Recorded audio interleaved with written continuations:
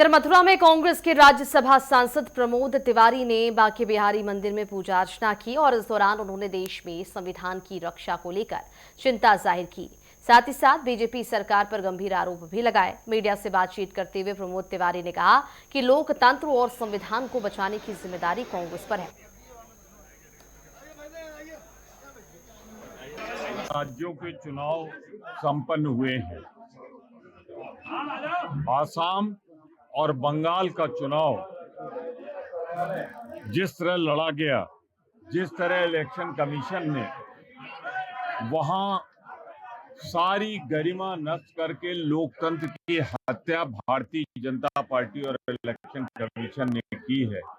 हम बांके बिहारी के चरणों में आए थे धन्यवाद देने के लिए कि केरल का चुनाव हमने कांग्रेस के नेतृत्व में जीता है।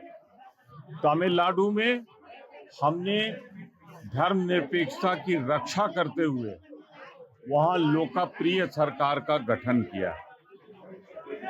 मैं यहीं पर यह भी मांग करता हूं कि वहां लोकतंत्र की हत्या होते होते बची।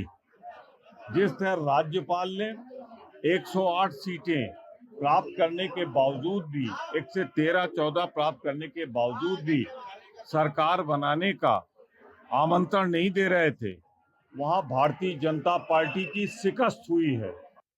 महिला आरक्षण को पर भारतीय जनता पार्टी ने इस देश की महिलाओं को धोखा दिया और अभी कुछ ही दिन पहले उत्तर प्रदेश की विधानसभा में उन्होंने विशेष सत्र बुला करके जो कुछ भी कहना था उन्होंने कहा। कांग्रेस पार्टी ने और हमारे साथी समाजवादी पार्टी ने, हम लोगों ने इसका विरोध किया, पर आज जो हमने कहा था वो स्पष्ट हो गया।